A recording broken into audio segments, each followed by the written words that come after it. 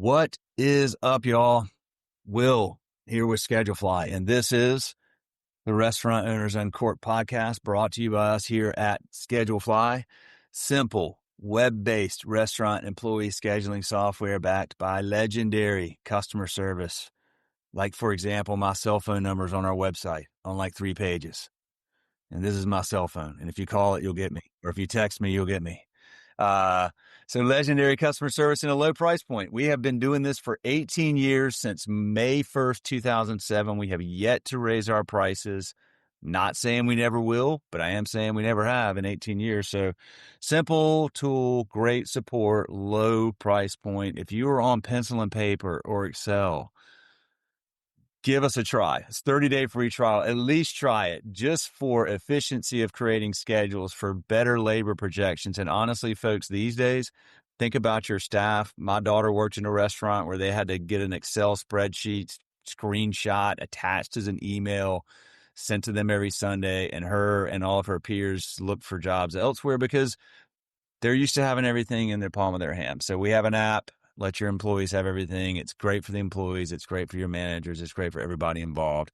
30-day free trial, schedulefly.com. Call me or text me if you want to wrap. Also, if you are on another scheduling software, you may be perfectly happy, but you may also be paying for a lot of bells and whistles that you may not be using. And that's okay. But, we have just a really easy way to communicate and schedule with your staff. So if that's all you need, check us out. We'd love to have a chance for you at least to give us a try. And that's enough about Schedulefly. Let's talk about Restaurant Owners Uncorked and my new friend, Anthony Hamilton, who is familiar with Schedulefly, but more importantly, has a great background in the world of hospitality and was kind enough to come on here today and share his story. So, Anthony, thank you. And just do a quick introduction of yourself, if you would. Yeah, I appreciate you having me on. First of all, can we talk about the fact that you have a flip phone, man? The jealousy just exuded from me as soon as I saw that. Yeah. If I could go back to my Motorola Razr phone, dude, like that's where I would be 100% of the time. It's a Kyocera. I've Yeah. had this since July of 2020. I had an iPhone 11, and dude, I did this because I tell people it was like, let's say I were an alcoholic and I decided I'm never going to drink again, but in my house is a nice fully stocked bar and I'm like walking by it every day. It makes it a lot harder. So I had this iPhone and I was on it all the time. I'm a business owner. Like, we want to stay engaged. It was like nonstop. And I was like, I can't do this. I don't like myself with this phone. I'm at stoplights scrolling through crap. Yeah. So I walked into Verizon and I was like, I don't want this phone. I want you to give me a flip phone.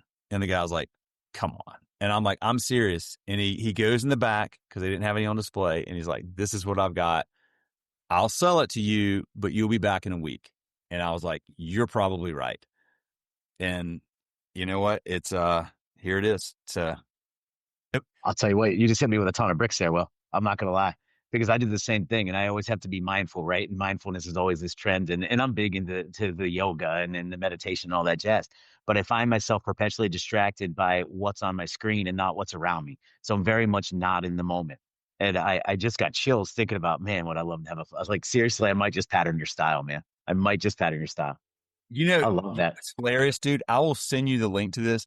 It's so funny to me. I got contacted by a reporter at the USA Today a year ago, and she's like, I heard you have a flip phone. We're writing a story on people that use flip phones. Can we feature you in this article? And I was like, for sure. And so they wrote this article about people that are even young people. Like, they had a dude who was like in college, like 18, 19, 20 years old or something. And it was the whole thing of like, I think that, people are recognizing it's just too much.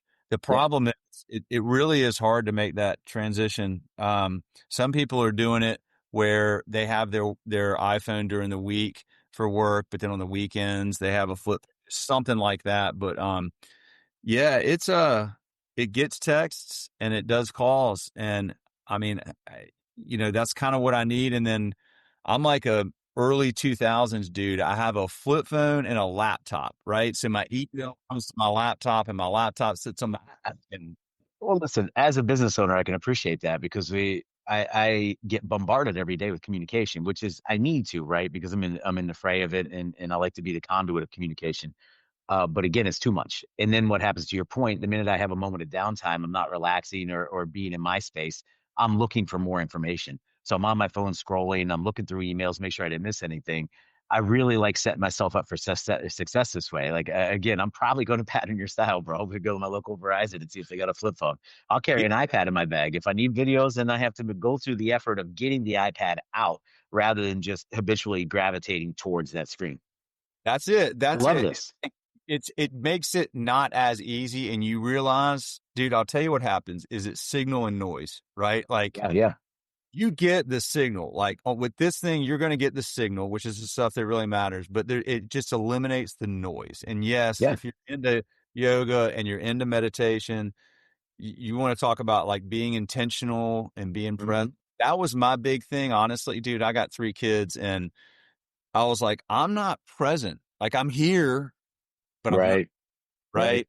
I'm always on this stupid phone. And so that was kind of that was it. So yeah, man. So I can tell you, I've been on this journey for a couple years, as far as Icon Group, which we found at the beginning of 2023. And I have 4 kids. Two are older. My 2 stepdaughters are 25 and 22, but I have a 9-year-old and a 15-year-old, both of which play ball, love playing catch. And I can tell you how many times I've been out there with a glove in one hand and my iPhone in the other, wait for that email, wait for that text message. And quite frankly, like I hate that. But again, as an entrepreneur, as a business owner, it's like you don't want to miss out. You don't want to get left behind. You want to make sure you're serving your people. You want to make sure you're on the other end, anything they need. But it's hard to differentiate what's really important and what's not important. And I feel most of it's probably not important. It could probably wait for an hour, 2 hours, or the next day even, and things would be fine. Perfect is the enemy of good enough. That's a saying I live by. Like that perfect situation of having everything all the time that's the enemy of good enough. And dude, I gotta tell you, my advice to you, I mean, because you've got older and younger, but I mean, my Mhm. kids are now, I've got 2 in college and I've got 1 who's in 10th grade. I hate the fact that I have 2 that are in college. I mean, I love it for them, but I miss them a lot, Yeah, yeah, a I lot. know. And if I could go back, you know, I mean, just every minute playing ball, doing all that stuff where you're really, really there. It's not just for you, it's for them, right? And it's showing them, it's modeling to them, and it's setting up this example for them to live by too. So, yeah, No, that's it. All the that's influence you can have on them, right? But I spent the for the better end of my older two, and it's a little bit different because I was a step parent and their dad's super cool. He's into picture, really supportive. And so I was kind of the bonus dad. But I was a chef, I was a classically trained chef. I got lucky enough to go to culinary school up in Poughkeepsie or Hyde Park, New York at the CIA. And I took that seriously. That was my dream. But I'm logging 70, 75 hours a week. Actually, I was driving down to your town. You're in Charlotte, right? yep.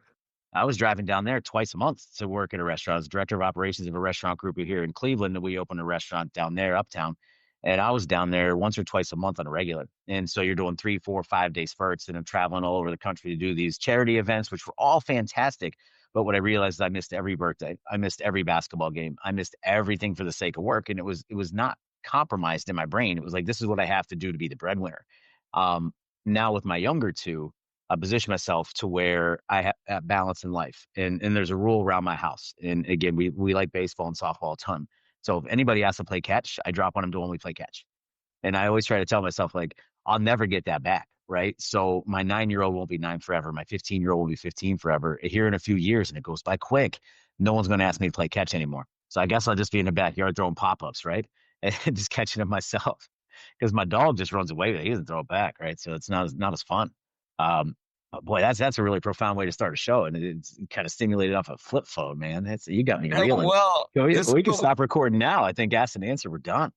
this is what we do here. This isn't about like, this is just about because I believe, I mean, I feel like you're the same. Like, I mean, we're going to get into your career in restaurant hospitality, but to me, all this stuff just blends together, right? Like, I don't put on like corporate, work outfit and talk and think and act differently as many people in like corporate America seem to do.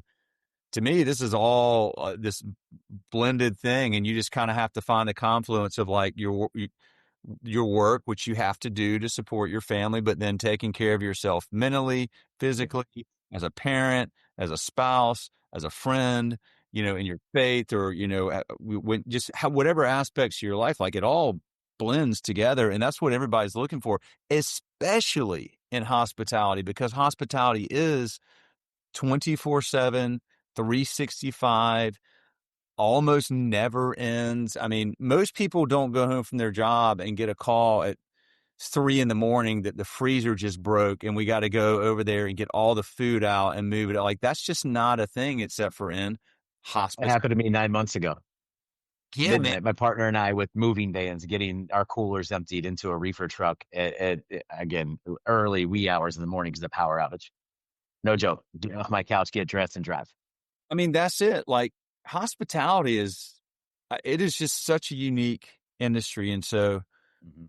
I really like to see what I have seen, because I've been doing this almost 20 years now, serving the industry, is I've seen a lot more focus by leaders, people like yourself, owners, people that have been in the industry a long time, are leading the way to have more conversations about balance, mental health, avoiding substance abuse, and avoiding like all of the negative, connotations of the industry. So the industry keeps growing and evolving as a collective and getting better, and the conversations improve, because there's so much. The history of this industry is littered, with people who've, burned out and turned to substance abuse, or taken their own lives. And, you have these great groups like Ben's Friends popping up, and other, groups that are really helping lead these conversations. But it's always been this like work hard, play hard. And that's changing. And, that's a good thing. But that's part of what we like to talk about on here, is like, it is freaking hard. It's a tough industry, and you gotta love it. If you don't love it, you're gonna have a really hard time making it. Even if you I think if love you it. don't love it, you're already out. Yeah, I mean, if it's not in Yeah. your DNA, like, I don't care how good of a, you can bake a cake or whatever. Like, you gotta have like something in your DNA, because there is a lot of labor of love in this industry. But you also, Hmm. it's good to have these conversations about like, how do you find that balance? How do you find the right balance of like, yes, you have to work hard, but yes, you also have to take care of yourself. And yes, you have to lead by example, but part of that is like taking time away and, refreshing and resetting. And I find these conversations to be fascinating, man. Yeah, me too, man. I'll be honest. Like, it's one of the core tenets that we preach. And growing up in the time of the industry I grew up in, which is, I got into restaurants, in the late 90s, kind of before it was a bona fide career. And I think like guidance counselors and grandparents had different trajectories for me as far as what they expected me to do in life. But I always gravitated towards the cooking. It was really a special kind of, ritual at my house. And in I grew up in an Italian American household. Every Sunday, spaghetti, meatballs, neck balls, the works, right? So like it was religion. And I always loved to help cook. And I think every chef's probably got some cliche story like this, but grandma smacked me with a wooden spoon and all that jazz, right? Um, but in my hometown, there was nowhere to cook. And at that time, like chefs were pirates and swashbucklers, man. They weren't idolized. And then all of a sudden, and my grandmother might have been the most important person in my life. And she was my kind of my mission statement, right? The embodiment of a mission statement, my North Star, so to speak. Um, Food Network came out, and Emeril Lagasse, he broke down doors, walls for everybody, and she loved him. And then Iron Chef came out, and she thought that was the funniest thing because it was the I think it was the Chinese version of it, right? So the lack of translation and things was pretty comical. But you had Morimoto on there, and what skill, right? And so there was a finite point in my life where I was sitting with my grandma, and I might have been young and partying too much and not focused on what I was supposed to do, but I knew I loved cooking. And the way she looked at Emerald on TV and how much she appreciated, I'm like, I can finally do what I want to do. I'll get her approval. As long as I have her approval, I'm golden. Right. And so that's what happened, right? Moved away from my hometown. It's a small podunk town in Southern Ohio, great place, but there's no restaurants down there, right? And so I moved up to the Cleveland area, Northeast Ohio, and started working in restaurants and kind of gave up college for a couple of years. It wasn't for me at the time. I didn't have my head on straight, but kitchens were always what I loved to do. I showed up every day and loved the work, the rigors that you talked about, how hard it is and everything. To me, that was it was a testing. It was a badge of honor, right? Right. Almost like running a marathon or taking a cold Yeah. plunge. Every shift was like that for me. And I loved it. But I was so thankful at that point in time because then I broke through. But we do work hard. And to close this circle, is it was borderline abusive back then, right? And then I'm not sure what your background was before Schedule Fly, but obviously you've been congruent to the industry, so you know what I'm talking about. You weren't respected. You were demoralized. You were you were treated like the freshman on the football team, right? All the time. And as we lead, my partner and I lead now, it's like we kind of just do the inverse of what we were taught and how we were treated. And that word work hard is stuck with me. And it's we kind of replace it with just productivity. Like, yeah, there is a notion, of course, you have to work hard, but don't just work hard for the sake of working hard. You're just going through the motions. The trick is, are you productive? What are you getting done with your time?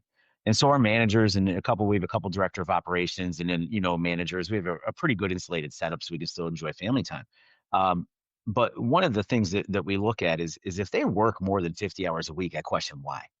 Like, why do you work that much, right? Not in today's industry. We Right. can do it otherwise, right?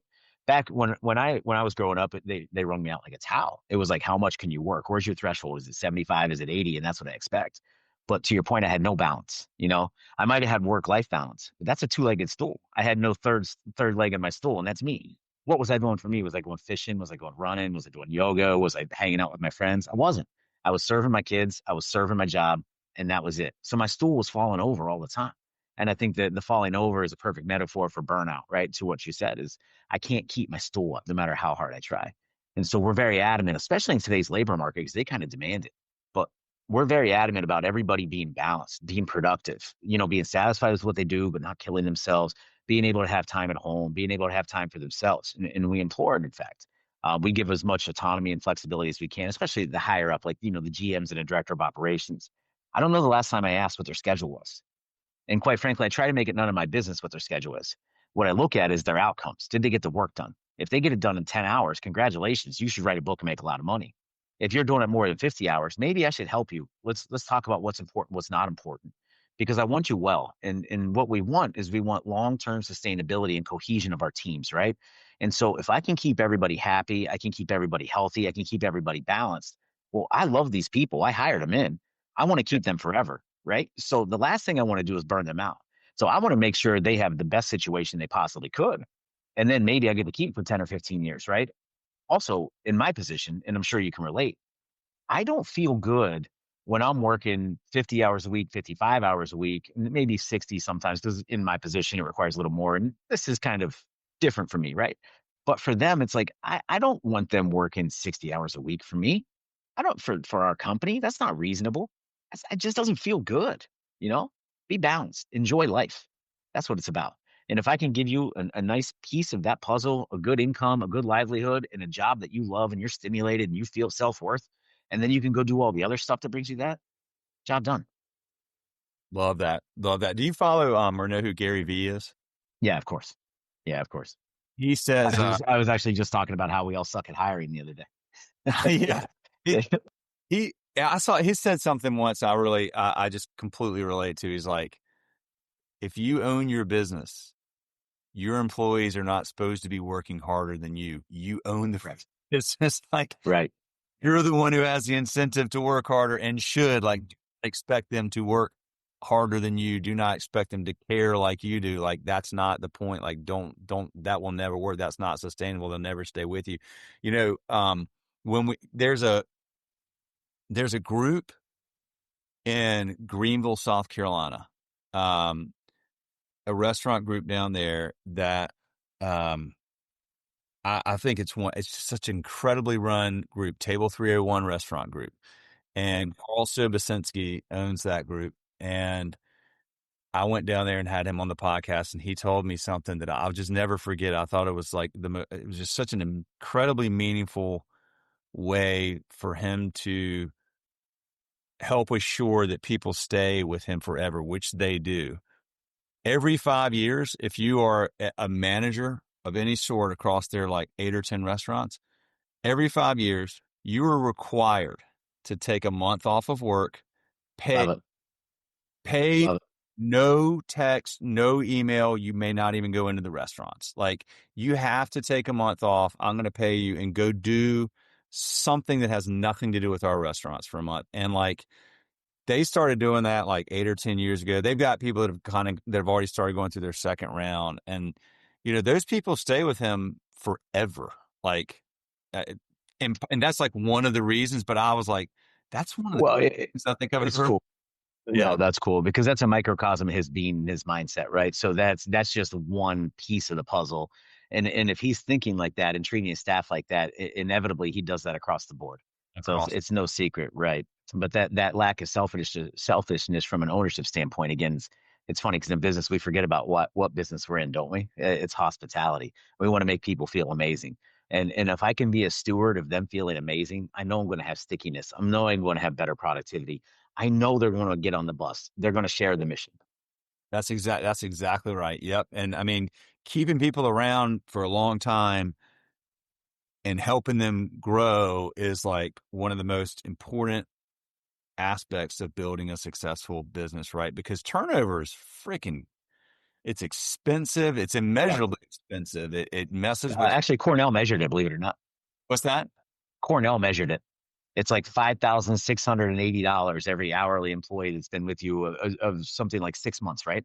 And leave it to Cornell to to have the patience to do this study and calculate All everything. right. But they talk about the downturn of productivity. They talk about the toxicity and how it impacts everybody else. Talk about the lower quality standards that people on their way out or burnout people do, and then the price of manager stress, the vetting, recruiting, hiring process, the mistakes, the training, everything that goes into it. It's a $5,000 downward arc before you get to the top. And so it's funny because it's like before, so many operators I know like won't give that employee that extra 50 cents an hour or a buck an hour. And a buck an hour or 40-hour week is just over $2,000. It's going to Mhm. cost you $5,000 to turn that employee over. I'd rather spend $2,000 and keep the employee. And by the way, I get to make payments on it, right? I get to make $40 a week payments on that $5,000. I don't have to pay it all up front. And so it makes it, I don't know. It's interesting though. There's a lot of stuff out there, but again, Cornell has a study on exactly how much it costs to turn over an employee. Wild stuff. Yeah. That's interesting. Yeah. So, um, speaking of Cornell and Yes. universities, so your career started back, you went to the Culinary Institute of America I and did. Yeah. I was a student at Kent State in Northeast Ohio. So Kent State, I think it showed up in a Neil Young song once upon a time, but great college up here. And I was doing that for a while, and it really wasn't for me. I was miscast as a zoology major. Then I went into engineering or something. And it was like, what am I doing? Like, I don't love any of this. Um, Started cooking, got real lucky to meet the right person at CIA. They helped me get the financial aid. My family, unfortunately, couldn't help me. Won the lottery there and met the right person at an event, and they helped usher me in with the CIA. Fantastic experience. And then once I got done with that, I kind of came back to Cleveland, was working under a fantastic chef, kind of got my head on straight. And then I went back to Kent and finished out my bachelor's degree in hospitality management. And then oddly enough, as things zig and zag, I think I got out of the industry. So I was working in your town was actually my last stop before I got out of the industry. I was with Rocco Whalen Group and his director of operations and corporate chef at Fahrenheit. And so fair. we opened that. Yep. We opened that up in 2014. And then I think there was a family health issue and I needed to be home more. And unfortunately, the restaurant industry at my level and what I was doing in the fine dining segment couldn't support that. So I got out of the business and started working for a distributor that I was buying from, right? And so I was their corporate chef consultant, but that was really only a part-time gig. And as luck would have it, I got an opportunity to teach at Kent State hospitality program. And so I was there teaching for about 7 or 8 years, teaching hospitality and then consulting with restaurants through this distributor. They deployed me as a free consultant, a resource. I didn't sell anything, I didn't do anything, and I still do that to this day. Actually, they're going to have to kick me out, I think. But anyway, if they have customers that need help from soup to nuts operation or just a shoulder to cry on, the sales rep will get a hold of me. I'll go out and help them cost out a menu or ideation, whatever the case may be. Love doing that gig. But I sat in the sidelines for about 7 years, working with operators and then in academia, studying the industry. And I've always claimed to be an entrepreneur. I just never really had that breakthrough opportunity or that breakthrough moment, right? Um, and the opportunity came up in beginning 2023, and I got cozy with my partner. And we kind of just looked at each other and said, okay, let's give this a shot, right? Like at that time, I was 42 years old. I figured I got time to take a big swing before retirement. And if I swing and fail, then I can just rebuild and go back to academia and get my pension plan, whatever the case may be, and fade off into mediocrity, right? But I always felt like I want to do something bigger than that. And so we met the right people. We got the business together. We formed Icon Group Hospitality, and away we went. Tell me about Icon Group Hospitality. So what we realized is post-pandemic, a lot of legacy operators in the independent sector, because the distributor I consult for only services independent operators. There's no corporations. So small regional chains and independent operators. Yeah. A lot of them were getting to that late 50s, early 60s, right? And they're thinking, oh my gosh, it's time for retirement. And then the pandemic happens. And then they got to reset their whole business model because coming out in the back end of that, business wasn't the same, as you know. And I'm sure you guys saw a boom because labor management became exponentially more difficult because the price of labor is higher, the price of food's higher. So you got to start minding every penny. So you talk about sales predictions, you talk about automated scheduling, and you talk about a younger workforce with new trends and customization and flexibility and all that jazz. And these legacy operators had done things very, very well for 30 years. They're not going to evolve at that point in their career. So their option was sell or pass on the business. And so from the distributor standpoint, oddly enough, the operators, when they want to sell or when they're in trouble, one of the first people they talk to is their sales rep. And so we kind of had an inroad to that because we had the inside information. They didn't want to tell their staff. They didn't want to take it to a broker. They're just putting their feelers out. And so we realized this and we're like, well, this might be our opportunity. So sure enough, December of 2022, right as we were forming Icon, we had an operator in that boat. And they said, listen, like my kids don't want to run the business. Our business isn't making the money that they used to. We don't want to close it. And the way we saw it is they've been a great customer of this distributor for 25, 30 years. We don't want someone else to buy them and then move on and go to another distributor, right? And then also we don't want them to shutter their doors because they're beautiful people and done a beautiful job for so many years. It'd be such a shame, especially when you have younger entrepreneurs like my partner and myself that are willing to go in and broker a deal and do a little CPR on their brand and kind of evolve it, rearrange the kitchen, rearrange the staffing model, and maybe trim the menus and do that sort of thing. We had just enough energy left to do that. And so it became a natural fit. So it helped the distributor out and it helped my partner and I out because we need the leads and we need the opportunities, and it helped the operators out that we were able to broker some sort of really fair deal for them for retirement or some valuation of their property that was lucrative. And so that's how we started it. And so started with 3 restaurants right off the rip. We have, 3 concepts called Danny Boy's Pizza, and it's just a great family red sauce joint, been around forever and, very thoughtful, very, very well known and well liked. Obviously, again, they had one particular model going into the pandemic, and then the pandemic happens, and then their model isn't relevant anymore. The way they structure things, the way they staff and everything else. So, and they were at that age where it's like, listen, this is too much. We went out. We took that over. About 6 months later, we got the Hog Heaven group out of New Philly, which is 2 Hog Heavens and a J&G grill. And then after that, we scooped up a small catering place in Cuyahoga Falls, which is Northeast Ohio, and called Totally Cook Catering. And then not long after that, we scooped up Marigold Catering in Cleveland, which is a bigger operation. And then along the way, we also scooped up a family restaurant in a town called Barberton. This family restaurant's cool. It's been around for 100 years. So it's like the ultimate like greasy spoon breakfast, honest to goodness, just Midwest food. I have a chef that's a little tough because I got to take my chef hat off and put my business hat on. But I enjoy the place a ton. Again, it's just honest. You go in there and you get a good omelet and good hash browns and call it a day. So anyway, that's Icon Group. And that's how we started. That's where we're at. And that's what we're doing. That's like, did I hear somewhere around 8 to 10 different restaurants somewhere? Yeah. So 7 different restaurants and then 2 catering operations. Okay. Gotcha. And then the catering operations are businesses in and of themselves, like more complex, because if you know anything about catering, the bride always picks a venue first. And so there's always a scramble to be who can be preferred on these venue lists or who can be exclusive. And so what we've done in the last year or so, we've slowed down on restaurant acquisitions. Obviously, we still entertain, but we've been focused more on capturing venues and signing leases and renovating venues for our catering operations, because we know if we got the venue, we got the business. And so that's a really lucrative approach to things. So we've been lucky enough in the last year to, not only sign leases and acquire and remodel 3 different venues.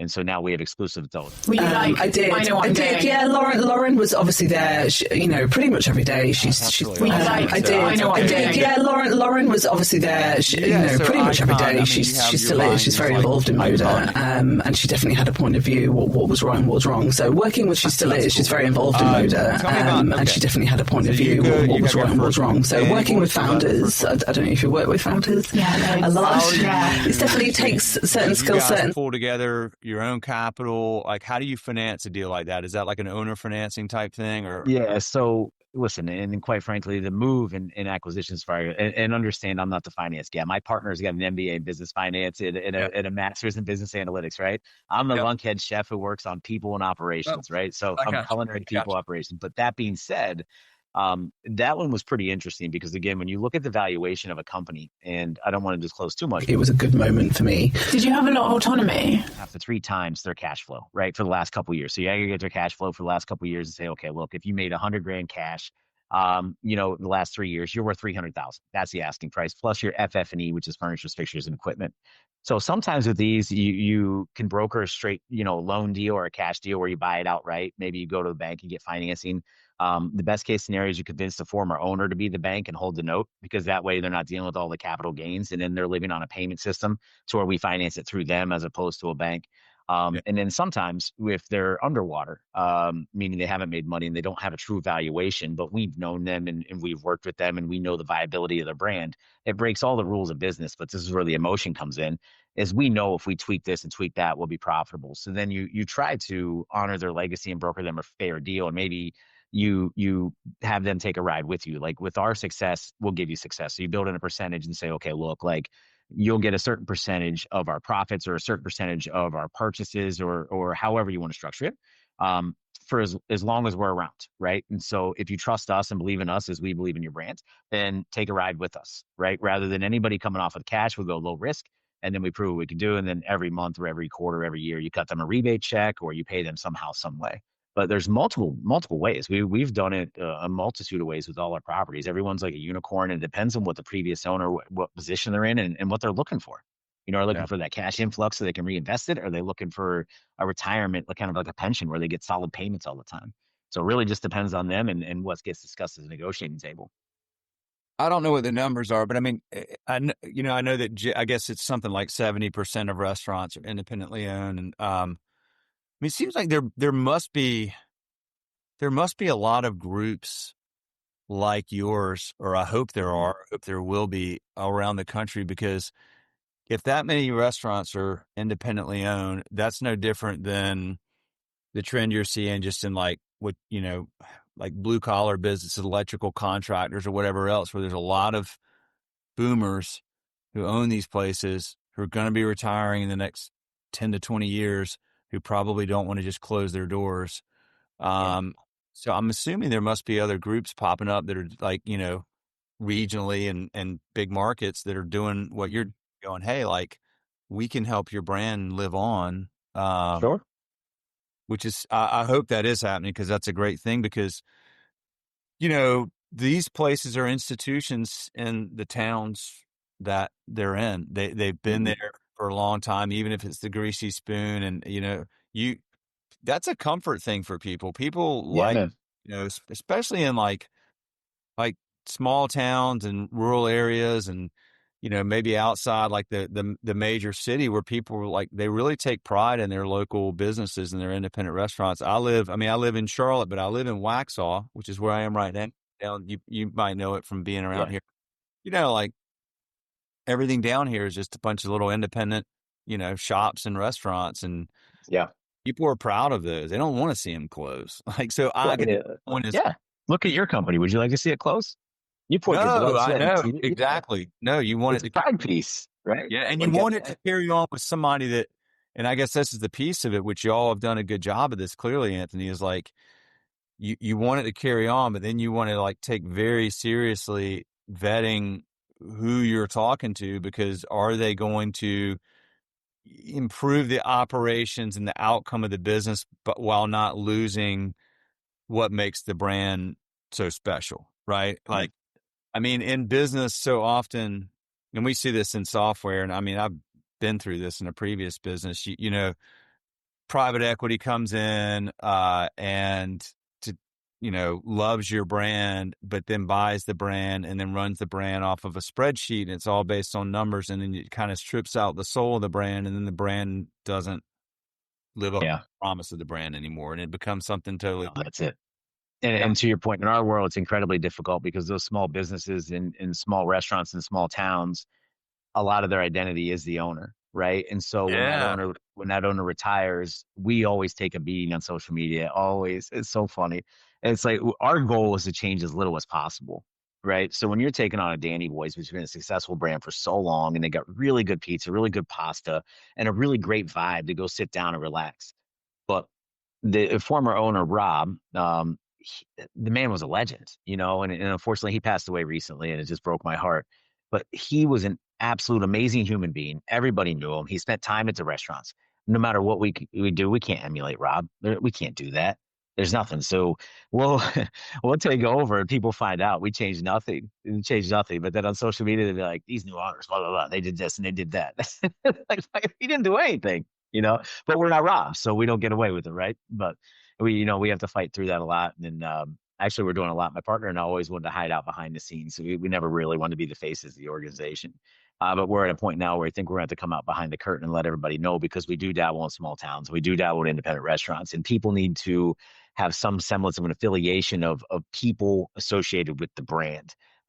Because you said the term private equity earlier. There's the restaurant group we got in New Philly. It's my hometown, right? This is my hometown, very small town USA.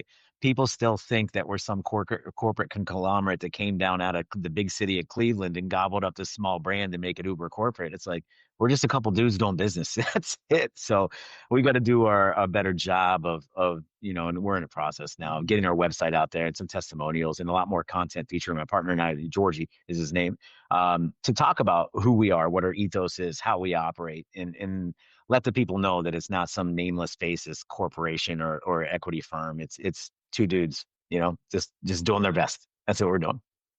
Yeah, that's it. Well, yeah, that's important. That matters to people. So, I'm interested about the catering piece. So you all are now, did I understand you correctly? You're actually looking to buy the locations where people would tend to have weddings. So now you own the location. Yeah. And even in an instance we can't buy, obviously, I think in any realm of business, when you get to a certain point, you have to entertain the notion of diversifying what you have. And so in the restaurant space, real estate is a natural transition just because you're renting the building, right? And so if you buy the business in the building, well, your next natural step is say, hey, is the building for sale? Like, can we get a hold of that too? Because we'd rather pay ourselves rent, vertically integrate. And then also too, you're securing yourself with assets that always are appreciating. And so as much as we'd love to buy venues, we haven't had that luck yet, but we have been able to sign some really nice leases on great venues. And then typically you're signing 10, 15-year leases on those, 5 at the minimum. But it's nice being locked in for 10 years. You know what your rent payment is going to be. You know exactly what you can do with the space. And then you can rely on the next 10 years that when brides pick your venue, and I always say brides because they do, they pick the venue first and then they go to the caterer next. And it's nice to know that we have great venues and they get picked a lot and then they get our caterer. And our catering team does such a tremendous job. So it all feels really, really good. Restaurants always have been and always will be, a business of people, right? Mm-hmm. I mean, there's great technology that more and more coming on all the time, but at the end of the day, it's a business of people. And you have like both extremes. You've got everything from like fine dining to, I don't know, like McDonald's, where probably McDonald's in 5 years maybe doesn't really need people because you can have robots like basically make the burgers and, like you probably have one person there that's just like tending to the equipment or something like that. But a restaurant, right? An independent restaurant, a family restaurant, and everything kind of like in the middle of those extremes. It's a people-based business. There's a new generation. There are new challenges that come with employing people in that generation. They have different expectations, which we can make adjustments for. Labor has gone up. Everything has gone up. Food costs have gone up. Price, and the consumer's like, I'm starting to try to balance how often we go out. Are y'all, I mean, that's like just anecdotally, like what I kind of see in here. Just talk about that a little bit about and how y'all are sticking to the core principles of what make a restaurant great and having great people there that are intentional, that are present, that do make people feel welcome, but then also adjusting to new technology and different spending habits and things like that. Yeah, it's tough, and everybody complains, and I get it because the prime cost nowadays, if you're in that 65 to 70 range, you're doing really well. Whereas when I'm consulting 5 years ago or 10 years ago, it's you're between 55 and 60. So your profitability goes down a ton. Um, it's a tricky balance. To your point, you have a new generation coming in always, right? And I'm not getting any younger. I'm no spring chicken, right? And so I feel like my parents now, where I'm judging this younger generation, but like, I don't understand their slang. I don't understand what makes them tick. I don't agree with it. But that being said, I don't fight that. I lean into it because I'm serving these people, right? And to your point, it is a people business. And so I feel like our employees are internal customers. And so I talk to a lot of our employers, not necessarily like they're volunteers, but a lot like their customers. How can I serve you, right? And I know that's cliche, pious stuff for someone like me to say, but it's true. What do you need to succeed? Because again, we go back to what we talked about. If I can make you happy and feel great about what you do, you're going to have amazing productivity and treat my guests amazing. And then we're all going to win. And so as a leader, all I have to do is take the first step in that dance and it works out well. And so one way we do it is we keep it very personal. So I my role in the company is a COO and Georgie is a CEO. Again, he's a finance guy, sales guy, marketing guy. I'm a people operation, nuts and bolts guy. And so we have a really, really great yin and yang kind of match. I'm on location at each location at least once a week. And I know that doesn't sound like a ton for an owner to do or a partner to do, but for me it is because we have a lot and they're all over the state. But we have manager meetings where I sit in on and I try to coach, I try to mentor, I try to, establish social capital with our people and find out what it is that they need, what makes them tick. And then we can adjust any policies, procedures, or strategies to help that person feel amazing and then help their team feel amazing. But on the other side of the coin, if you're not managing the spreadsheets, you're losing it, right? And so every week we manage prime costs and we have a spreadsheet that we put together and we track our purchases and we call that our food costs for the week without taking inventory. And then we track our labor percentage very, very, I guess in a disciplined nature. Scheduling software is imperative to that. Doing a sales forecast and then having a manager being able to plug in their ideal schedule, see where it's at, labor percentage on the projection, knowing that they have a clear, concise goal, right? Measurable objectives of a labor percentage to hit. They're able to see that in the technology, make adjustments before they post a schedule. Because in today's market, if you're reactively managing labor, you're sunk. If I'm scheduled for a $50,000 week and we do $30,000 week, I'm not cutting myself down to 30% labor, but can staff with software like yourselves. I can staff so much more appropriately where I staff for a $35,000 week and I do 30,000. Now I can trim down to where I need to be. And so we use technologies just like that. We have apps, which is weird for independent restaurants using apps and loyalty rewards. But it doesn't stop there. It's costing software and it's spreadsheets, but that's only half of it. And we know that's very efficient, but it's not very effective.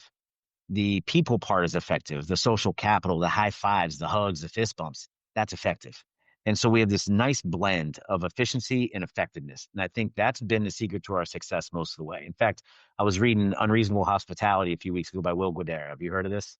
Oh, yeah. So, yeah, amazing book, right? And his guy, Danny Meyer, his mentor is on my Mount Rushmore. And I've been a student of theirs for years and they don't know me, but I know them, right? So yeah. I look at that and he had this notion of corporate smart versus restaurant smart. And it hit me because I feel like it was a pat on the back moment. I think that's something we do very, very well is where we have this infrastructure and we understand how to run a big business and we understand the importance of the arithmetic that goes into it. But at the same time, we also understand the individualization and management and how we treat each employee differently. And we take the time to invest in these employees, both financially and emotionally. And I think having the balance of that is really what's gotten us through. But again, to go back, we get people who want to be on our bus. And when people want to be on your bus, leading's easy, right? But how do you get them there? And we go to the cliches of kindness and servant leadership and student of the game and all that jazz. But it works, man. And just, be nice. Don't be a jerk. Works out great. Golden rule. So I would guess, particularly for the first 10 or so years we were doing this podcast, setting the table came up all the time. Yeah, I give it to every manager. Yeah, I mean, it's unbelievable. Constantly. And then now, of course, unreasonable hospitality has just, that's gone to another level. I have a friend whose wife works in a doctor's office. I was just going to say, my buddy works at construction. You're reading Unreasonable Hospitality, right? Of course. Why wouldn't you? It generalizes everywhere. Well, that's it. I mean, hospitality, is not, it is an industry, and you think of restaurants and hotels or whatever, but hospitality is so much more. It's making people feel welcome and appreciated, and that should happen in any business. And I'm glad to hear that so many businesses are reading that right now, because I feel like just in general, the bar is so absurdly low for that in our society right now, that if you get even like 50% of what, Will talks about in unreasonable hospitality, if you get even 50% of that right, you're like a hero to your customers and your employees. Yeah, no doubt. I mean, it's good. It's good to have that aspiration, because that's how businesses should be run and how we should treat people. And it leads to a sustainable, enduring brand that, will carry on. Listen, I have one of my college students I poached, that I was teaching. I poached her to come over and lead this the smaller catering organization. And she did a party last year for these guys that have an electric company, and they have like kind of a really cool kind of progressive office. And they have a bourbon bar, and they have a big TV, and they have video game systems. And they were showing her around. And they were doing the party. Everybody's having fun. They got a couple drinks in them. And so they're like, check this out. Look at this, And they show her the game room. And the one guy was busting the boss's chops because they didn't have the newest version of NCAA football. And he's like, we got every game except for the new football game. We won't spend $50, blah, blah, blah. And so they all laughed it off, and it was great. Well, she sent me a receipt, because we have a receipt logging system. And she's like, I'm really sorry about this. I'll explain later. It was like $60. I'm like, okay. It's like, whatever. I trust you. And she's like, I'll be back in a little bit. And so what I found out what she was doing was she went online the next day. She ordered that game from GameStop, wrapped it up, wrote a handwritten thank you note, drove it up to their office, and dropped it off. That's awesome. That's right. So and so it's just a video game. Yeah. They booked 4 more parties with us. We are their exclusive caterer for all their corporate events now because of one video game. Yeah. And that feels good. And Yeah. it's like, it's not just the game, the bribery, but it's like, you know what, your thoughtfulness and your ethos is what we want to align with. You're the type of people we want to do business with.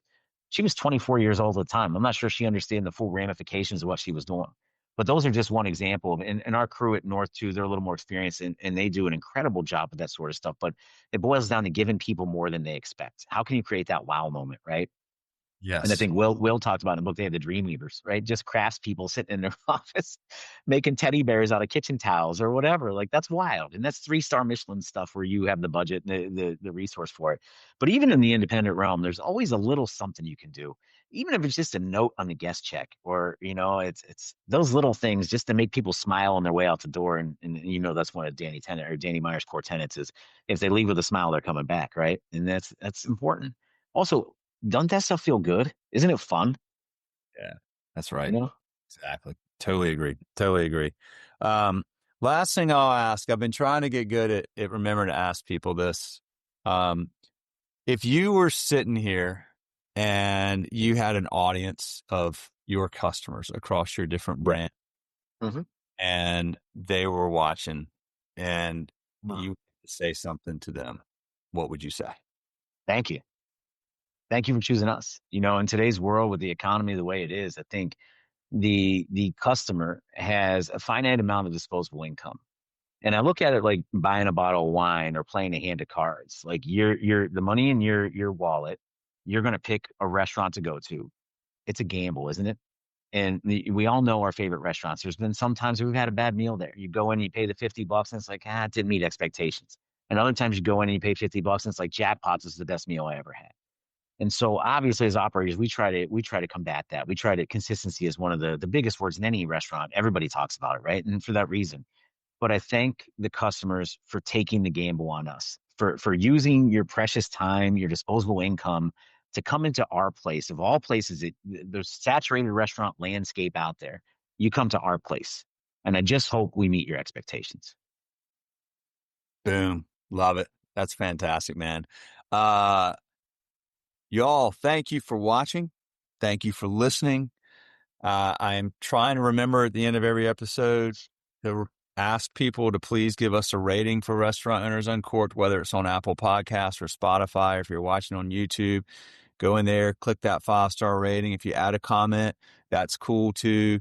That's sort of like our Google review, right, for the podcast, because what happens is when you engage with it, then the algorithms put this in front of more people. So if you like this and you think more people should hear it, that's the best way to make sure that happens. Anthony, thank you very much for your time. Thanks for the story, the inspiration, the education. Phenomenal episode, dude. I really appreciate it. Yeah, man, I like to talk. But thanks for having me on. I appreciate it greatly. This is it's a lot of fun for me. I think, the sharing of information is something that independent restaurants and restaurateurs do very well. So that peer-to-peer mentoring and stuff. And yeah, hopefully this helps at least one person out there, right? At least one person. That's the goal. It'll help a lot of people, man. I love it, dude. Awesome. Right, thanks for having me on, man. I appreciate it greatly. You bet. Thanks, y'all. More episodes coming soon. See ya.